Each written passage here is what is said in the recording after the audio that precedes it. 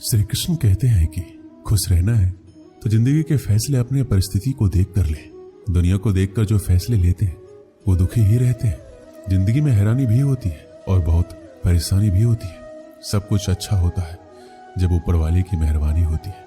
सबको यहाँ अपनी जिंदगी से शिकायतें हैं। जिंदगी तो वही जीते हैं जो हर वक्त मुस्कुराते हैं। जीवन में दिखावा दुख देता है। सुख चाहिए तो हर काम को दिल लगा कर करें। दौलत और खुशी का कोई रिश्ता नहीं होता। ये बात जो समझ जाता है वो जीवन भर खुश रहता है। जब ख्वाबों के रास्ते जरूरतों की ओर मुड़ जाते हैं तब असल जिंदगी के मायने समझ में आते हैं।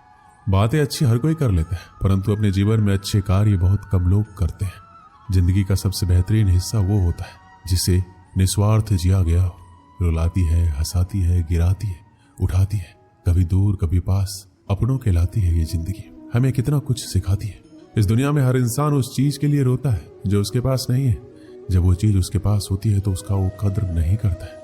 जितना गैरों से सतर्क रहते हो उतना ही अपनों से भी सतर्क रहना चाहिए, क्योंकि सबसे ज्यादा धोखा अपने ही देते हैं। यही जीवन की सच्चाई है। 1 रुपए की औकात रखने वाले 1 लाख बताएंगे। ऐसे लोग सिर्फ आपका दिल दुखाएंगे। ऐसे लोगों से दूर रहना चाहिए। जिंदगी में कोई तब तक ही ईमानदार रहता है जब तक उसे बेईमानी का मौका नहीं मिलता है। अगर आप काबिल हैं तो आपके हिस्से में मुश्किलें जरूर आएंगी। ये मुश्किलें ही आपका ताकत बढ़ाएगी। बेवजह और बेसमय जो सोते हैं वो जिंदगी भर रोते हैं। उम्र भर बोझ उठाया कील ले और लोग तारीफ सिर्फ तस्वीर की करते हैं। ऐसा जिंदगी में भी होता है। अगर जिंदगी में सुकून चाहते हो तो फोकस काम पर करो, लोगों की बातों पर नहीं। जिन्हें खुद पर भरोसा नहीं होता है वो अक्सर भाग्य और दूसरों को दोष देते हैं। जिन्हें खुद पर भरोसा होता है वो सिर्फ कोशिश करते हैं। आज के दौर में छोटी सोच वालों की संख्या ज्यादा ही बढ़ रही है, जो दूसरों को सिर्फ नीचा ही दिखाने का प्रयास करते हैं। जीवन में जो गुरूर को दूर रखते हैं वही तरक्की के लिए तैयार होते हैं। जीवन में तभी कुछ पाओगे जब मुसीबत से नहीं घबराओगे। अपनी जिंदगी में यह हमेशा याद रखना कि आप कितने भी अच्छे हो, अगर बुरे लोग हैं तो आप गलत ही सीखेंगे। अगर आप कितने भी बुरे हैं और अच्छे लोगों का साथ है तो कुछ अच्छा ही सीखेंगे। जिंदगी का एक उसूल बना लो, किसी का दिल नहीं दुखाएंगे। सच कहता हूँ, खुशियां तुम्हारी कदम चूमेगी। जिंदगी में जो जैसा मिले उसे वैसा ही अपना लो। रिश्ते निभाने आसान हो जाएंगे। कारण चाहे जो हो, यदि आप अपने जीवन में उदास हैं तो आप कभी भी अपने उद्देश्य या लक्ष्य को प्राप्त नहीं कर सकते। जो व्यक्ति दूसरों की निंदा करने लगता है या उसमें दोष निकालने लगता है वो अपने जीवन की कमियों और दोषों पर कभी ध्यान नहीं दे पाता है, और उसके यही दोष उसकी असफलता का कारण बन जाते हैं। चिंता चिता के समान होती है जो जिंदा इंसान को जलाकर राख कर देती है। जीवन के उद्देश्य को पाने के लिए चिंतन करें, ना कि चिंता। दिखावा वही करते हैं जो अज्ञानी और अहंकारी होते हैं। यदि आपके अंदर अज्ञान और अहंकार है तो आप जीवन में कभी भी सफल नहीं हो सकते।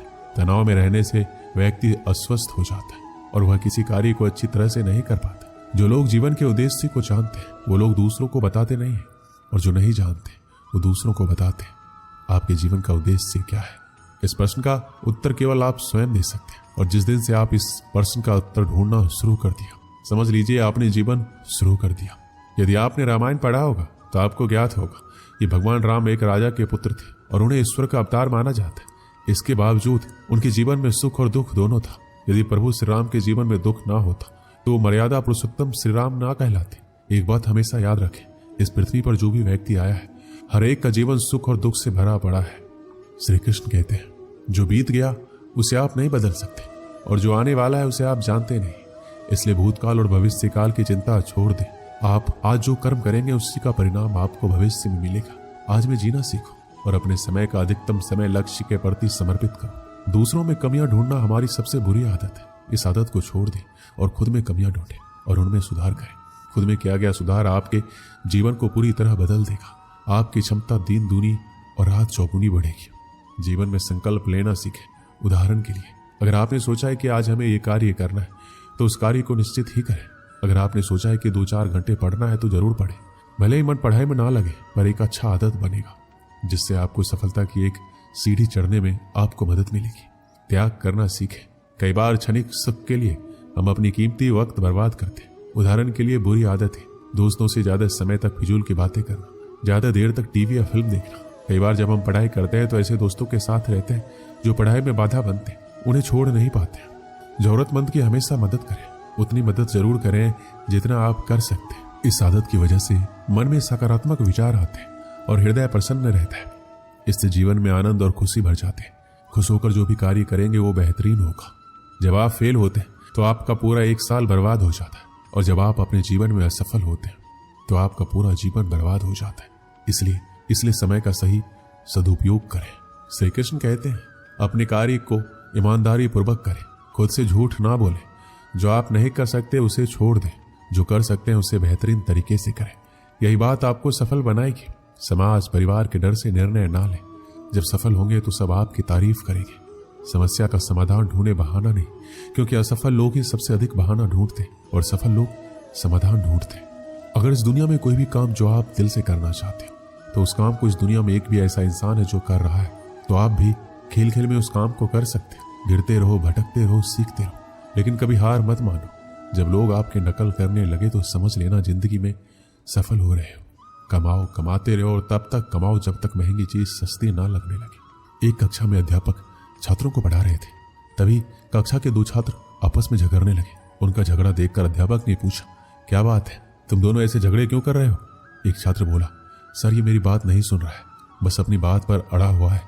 दूसरा छात्र बोला, सर मैं इसकी बात क्यों सुनूं, ये जो कह रहा है वो गलत है, ऐसे में इसकी बात सुनकर क्या फायदा। इसके बाद दोनों फिर से आपस में उलझ गए।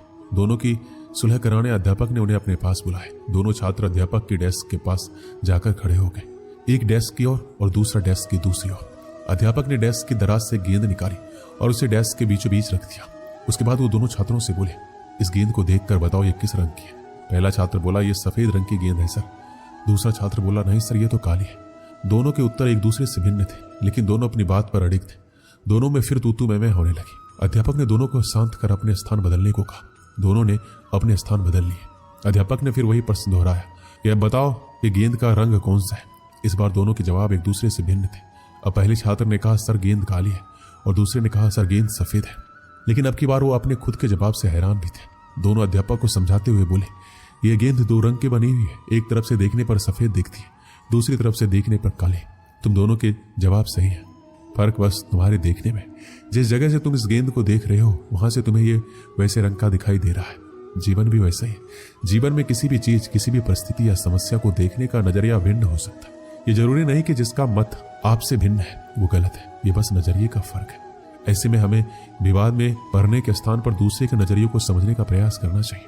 तभी हम किसी की बात बेहतर ढंग से समझ पाएंगे और अपनी बात बेहतर ढंग से समझा पाएंगे। दोनों छात्रों के अध्यापक की बात समझ में आ गई और दोनों ने अपना झगड़ा भुलाकर सुलह कर ली। इस कहानी से हमें क्या सीख मिलती है? जीवन में परिस्थितियां भिन्न हो सकती, उन परिस्थितियों के प्रति लोगों का नजरिया भिन्न हो सकता है। हम अक्सर किसी भी परिस्थिति को जाने बिना अपनी टिप्पणी दे देते हैं और अपनी बात पर अड़ जाते हैं। ऐसे में विवाद या बहस की स्थिति निर्मित होती है जो अंततः संबंध बिगाड़ने का कारण बन जाती है। इसलिए किसी भी बात पर अपनी टिप्पणी देने के पहले परिस्थिति या मामले की अच्छी तरह जानकारी ले लेनी चाहिए। साथ ही यदि मत भिन्नता की स्थिति बने तो दूसरे के नजरिए को समझने की कोशिश करना चाहिए ताकि विवाद नहीं बल्कि बेहतर संवाद स्थापित हो सके।